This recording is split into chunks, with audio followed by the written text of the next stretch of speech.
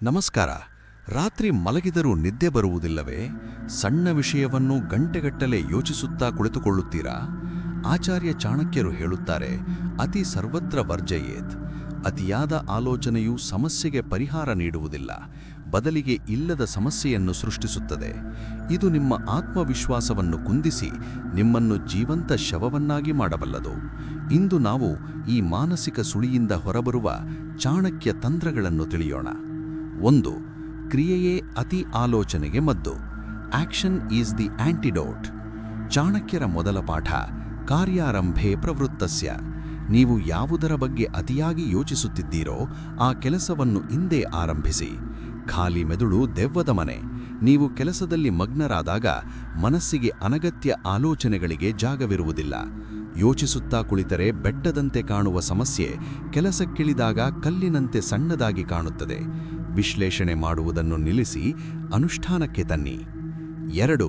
ವರ್ತಮಾನದಲ್ಲಿ ಬದುಕಿ. The power of ನಾವ್. ಚಾಣಕ್ಯರು ಹೇಳುತ್ತಾರೆ, ವರ್ತಮಾನೇನ ಕಾಲೇನ ವರ್ತಯಂತಿ ವಿಚಕ್ಷಣಾಃ. ಅಂದರೆ ಜ್ಞಾನಿಗಳು ವರ್ತಮಾನದಲ್ಲಿ ಬದುಕುತ್ತಾರೆ. ನಮ್ಮ 90% ಆಲೋಚನೆಗಳು ಹೀಗಾಗಿದ್ದರೆ ಹೇಗಿರುತ್ತಿತ್ತು ಅಥವಾ ಮುಂದೆ ಏನಾಗುತ್ತದೋ ಎಂಬ ಬಗ್ಗೆಯೇ ಇರುತ್ತವೆ. ಇವೆರಡೂ ನಿಮ್ಮ ಕೈಯಲ್ಲಿಲ್ಲ.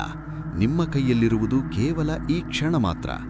ಚಾಣಕ್ಯನ ನೀತಿಯಂತೆ ಇಂದಿನ ಕೆಲಸವನ್ನು ಅಚ್ಚುಕಟ್ಟಾಗಿ ಮಾಡಿದರೆ ಭವಿಷ್ಯ ತಾನಾಗಿಯೇ ಸುಂದರವಾಗುತ್ತದೆ. 3. ನಿಯಂತ್ರಣವಿಲ್ಲದ ವಿಷಯಗಳನ್ನು ಬಿಟ್ಟುಬಿಡಿ.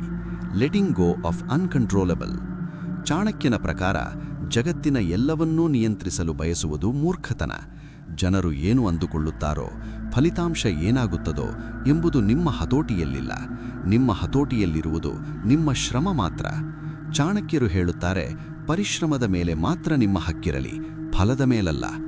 ಯಾವಾಗ ನೀವು ಫಲಿತಾಂಶದ ಬಗ್ಗೆ ಯೋಚಿಸುವುದನ್ನು ನಿಲ್ಲಿಸುತ್ತೀರೋ ಆಗ ಅತಿ ಆಲೋಚನೆಯ ಜೈಲಿನಿಂದ ನೀವು ಮುಕ್ತರಾಗುತ್ತೀರಿ. ಆಲೋಚನೆಗಳು ನಿಮ್ಮ ಮೇಲೆ ಸವಾರಿ ಮಾಡಬಾರದು, ನೀವು ಆಲೋಚನೆಗಳ ಮೇಲೆ ಸವಾರಿ ಮಾಡಬೇಕು.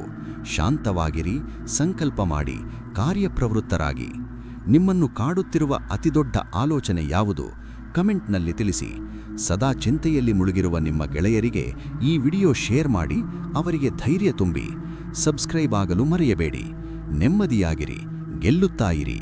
ಇದು ನಿಮ್ಮ ಚಾಣಕ್ಯ.